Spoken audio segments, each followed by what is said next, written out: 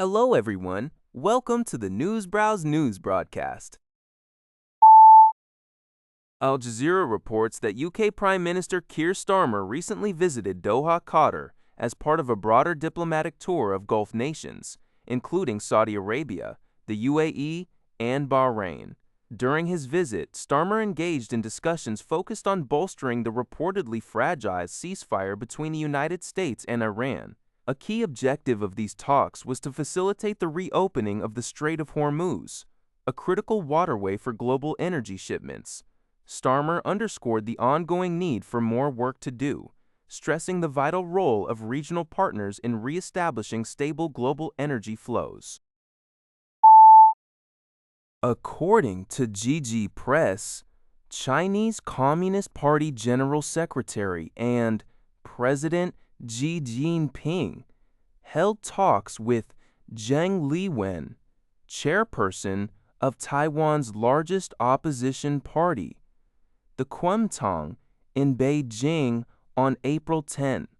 This marks the first meeting between the leaders of the two parties in approximately 9.5 years, since the talks between then Kuomintang chairperson Heng Xiuqiu and Xi in November 2016.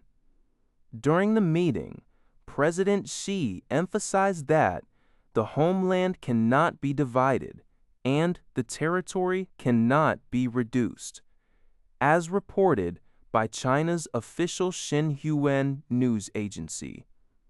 Both leaders are believed to have reaffirmed their adherence to the 1992 consensus, which states that mainland China and Taiwan are indivisible, and reiterated their opposition to Taiwan independence. Zhang Liwen had previously called for an end to cross-strait hostility in a speech in Shanghai on April 9th, a topic likely discussed during her meeting with Xi. NTD News reports on an alleged significant cybersecurity incident targeting a Chinese state-run supercomputer. According to CNN, a hacker has reportedly stolen vast amounts of sensitive data, which could mark one of the largest breaches ever linked to China.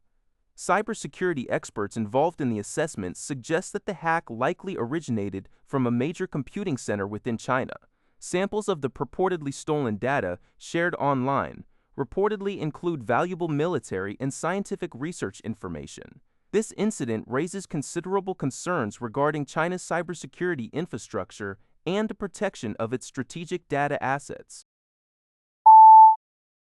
People's Daily Online reports that Chinese researchers have achieved the world's first clinical success using a revolutionary base editing technique to treat severe inherited blood disorder, Beta-thalassemia. The study, published in Nature, details how 5 patients with transfusion-dependent beta-thalassemia were able to discontinue monthly blood transfusions after a single infusion of the experimental therapy. CS101. Unlike traditional gene editing methods that risk DNA damage, this transformer base editor directly rewrites genetic bases without cutting the DNA double helix, leading to safer and more precise activation of fetal hemoglobin. The clinical trial, a collaboration of multiple institutions, demonstrated rapid results, with patients showing cell function within 16 days and stopping transfusions within a month. The first patient has remained transfusion-free for over 28 months, with no serious side effects reported over a median follow-up of nearly 2 years. This breakthrough, utilizing the patient's own stem cells, eliminates the need for donor matching required by bone marrow transplants, marking China's gene editing technology as world-class. NBC News reports that Brian Hooker, 59, has been arrested in the Bahamas following the disappearance of his wife, Lynette Hooker, 55, 5 days prior. According to his attorney, Terrell A. Butler, Brian denies any wrongdoing and is cooperating with authorities. Brian had previously stated on Facebook that his wife fell from their 8-foot dinghy into rough seas on Saturday night while traveling from Hopetown to El Bouquet.